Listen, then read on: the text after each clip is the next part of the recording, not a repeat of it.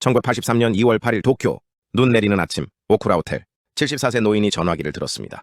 누가 뭐래도 삼성은 반도체 사업을 할 것이니 이 사실을 내외에 공표해 주시오. 이병철 회장의 도쿄 선언. 그러나 세계의 반응은 냉소였습니다. 인텔은 삼성을 과대망상증 환자라고 비웃었습니다. 일본 미쓰비시는 보고서까지 발표했죠. 삼성이 반도체에서 성공할 수 없는 5가지 이유. 첫째, 기술 격차가 너무 크다. 둘째, 투자 재원이 부족하다. 셋째, 전문 인력이 없다. 넷째, 시장 진입 시기가 너무 늦었다. 다섯째, 일본 기업들의 벽을 넘을 수 없다. 국내 여론은 더 냉담했습니다. 삼성이 망하면 국가 경제까지 위험하다. 반도체는 삼성이 손댈 영역이 아니다. 64K 드램 개발하려면 적어도 20년은 걸릴 것. 그럴 만도 했습니다. 미국은 1947년에 트랜지스터를 발명했고 일본은 1970년대 이미 세계 시장의 80%를 장악했는데 우리는 1983년이 되어서야 뛰어든 겁니다. 27년 늦은 출발. 모두가 불가능하다고 말했습니다. 하지만 이병철 회장은 말했습니다. 돈벌이만 하려면 반도체 말고도 많습니다. 그런데 왜 이렇게 고생하고 애를 쓰냐고요? 반도체는 국가적 사업이고 미래 산업의 총알이기 때문입니다. 잘못하면 삼성그룹 절반 이상이 날아갈지도 모른다고 생각했다. 하지만 삼성이 아니면 이 모험을 하기 어렵다고 봤다. 도쿄 선언 후 한 달, 1983년 3월 15일 중앙일보의 전면 광고가 실렸습니다. 우리는 왜 반도체 사업을 해야 하는가? 향후 5년간 시설 투자 4,400억 원, 연구개발비 1,000억 원. 기흥 반도체 연구소 벽에는 이런 문구가 붙었습니다. 한반도는 반도체다. 하루 일찍 개발하면 13억 원 번다. 근무 방식? 월화수목금금금. 주 7일 근무. 사무실에 야전 침대를 놓고 살았습니다. 그리고 1983년 12월 1일 도쿄 선언 후 불과 9개월 만에 64K D램 개발 성공. 미국, 일본에 이어 세계 세 번째. 기술 격차 10년을 4년으로 줄인 겁니다. 1984년 256K 드램, 1986년 1메가 드램. 기술은 따라잡았습니다. 그런데 문제가 생깁니다. 1984년부터 메모리 가격이 폭락하기 시작한 겁니다. 일본 기업들의 무차별 물량 공세, 시장을 독점하기 위한 가격 전쟁. 삼성 반도체 통신은 매년 수천억 원의 적자를 기록했습니다. 1984년 500억 원 적자, 1985년 1,300억 원 적자, 1986년 1,500억 원 적자, 누적 적자만 3,300억 원. 직원들은 월급을 제때 못 받았고 외부에서는 삼성 반도체 곧 망한다는 소문이 돌았습니다. 64K D램 기술 격차 5.5년, 256K D램 기술 격차 4.5년, 1메가 D램 기술 격차 2년. 따라잡고는 있었지만 수율이 문제였습니다. 삼성의 메가드램 수율은 10에서 20%, 일본은 80% 이상.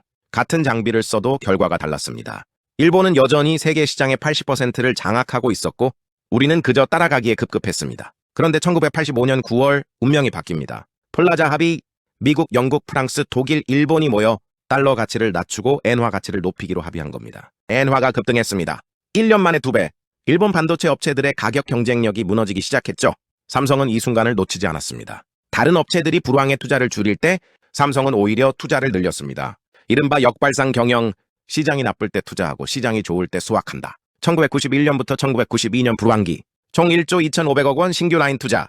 다른 기업들이 구조 조정할 때 삼성은 공장을 지었습니다. 그리고 삼성은 놀라운 전략을 펼칩니다. 2세대 동시 개발, 4메가 D램을 양산하면서 동시에 64메가 D램을 개발하고 16메가 D램 팀은 벌써 256메가 D램을 준비하는 겁니다. 일본이 한 세대를 완성할 동안 우리는 2세대를 준비했습니다. 4메가 D램 기술 격차 6개월, 16메가 D램부터는 우리가 앞섰습니다. 제조 공정 혁신에 집중한 결과 1990년대 들어 수율이 70에서 80%대로 올라갔습니다. 1988년 드디어 흑자 전환, 한 해 동안 D램 사업에서만 3,200억 원의 순이익, 5년간 쌓인 누적 적자, 3,300억 원을 모두 갚고도 1,600억 원이 남았습니다. 엔지니어들은 환호했고 도시바와 NEC는 당황했습니다. 1989년 D램 시장 4위, 1990년 점유율 12.9%로 2위, 도시바를 바짝 뒤쫓았습니다. 그런데 1993년 2월, 미국 LA에서 한 회의가 열렸습니다. 삼성전자 수출 상품 현지 비교 평가 회의. 이건희 부회장이 직접 미국 매장들을 돌았습니다. 소니, 파나소닉 제품은 매장 중앙에 진열되어 있었고 삼성 제품은 구석에서 먼지를 뒤집어 쓴 채 방치되어 있었습니다.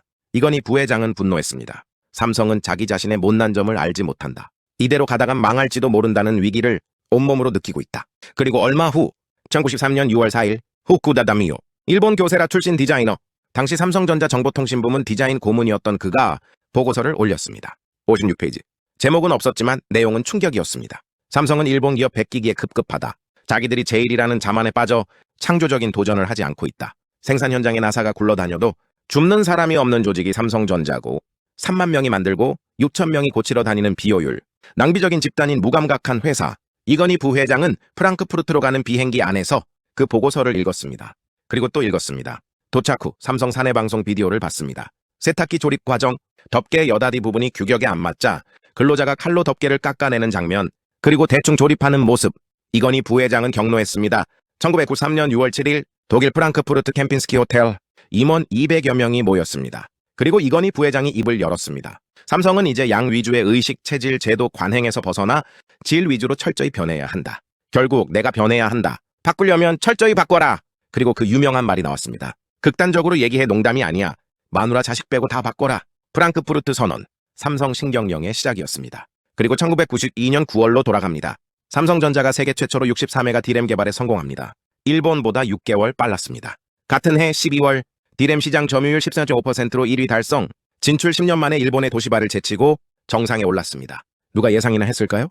1993년 메모리 반도체 전체 분야 1위, 점유율 10.8%, 세계 최초로 200mm 웨이퍼 전용 라인 가동, 세계 최대 규모, 1994년 세계 최초 256메가 D램 개발, 총 129건 특허 확보, 해외 특허만 49건.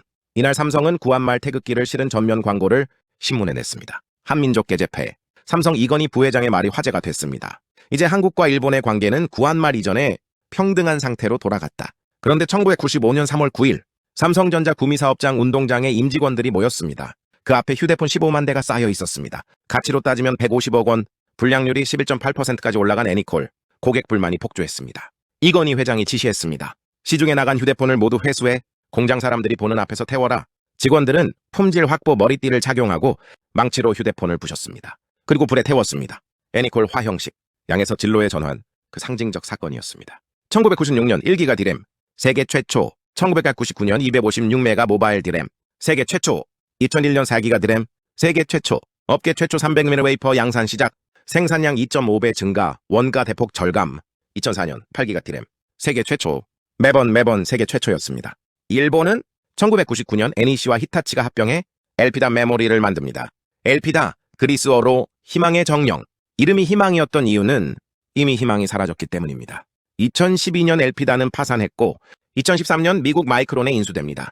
숫자로 보는 역전극, 1980년대 말 일본 80%, 한국 5% 미만, 1989년 삼성 4위, 1990년 삼성 12.9%로 2위, 도시바 14.7%, 1992년 삼성 13.5%로 1위, 도시바 12.8%, 1993년 삼성 메모리 반도체 10.8% 1위, 2000년 삼성 15% 돌파, 2005년 30%대 진입, 2010년 삼성 D램 점유율 40% 돌파, 반도체 투자 11조 원, 메모리만 9조 원, 2012년 삼성전자 세계 2위 반도체 기업 등극, 인텔 491억 달러 1위, 삼성 323억 달러 2위, 그 과대망상증 환자라던 인텔 바로 뒤, 2017년 삼성전자 반도체 부문 매출 69조 원, 인텔을 제치고 세계 1위, 2021년 삼성 44%, SK하이닉스 27.3%, 마이크론 23%, 한국 기업 합산 71.3%, 2022년 반도체 부문 투자 52조 원, 매년 경쟁사의 1.5배 이상 투자, 초격차 전략, 1위와 2위의 격차를 크게 벌려 아무도 따라올 수 없게 만드는 것.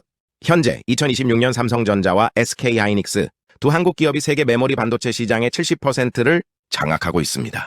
일본의 점유율 3% 미만. 투자 규모로 보면 더 놀랍습니다.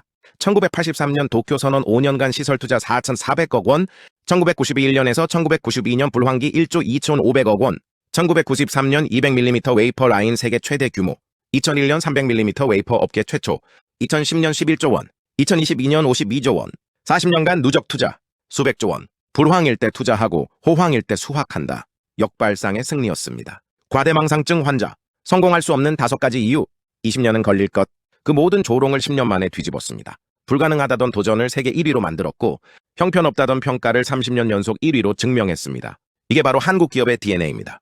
위기를 기회로 바꾸고 냉소를 성과로 답하는, 누가 뭐래도 삼성은 반도체 사업을 할 것, 74세 노인의 결단, 마누라와 자식 빼고 다 바꿔라, 2세 경영자의 혁신, 월화수목금금금, 엔지니어들의 헌신, 1983년 기흥의 작은 공장에서 시작된 도전이 2026년 세계 반도체 산업의 중심이 됐습니다. 과대망상?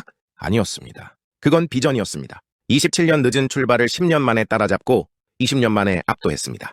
기술 격차 5.5년을 6개월로 줄이고 마침내 역전했습니다.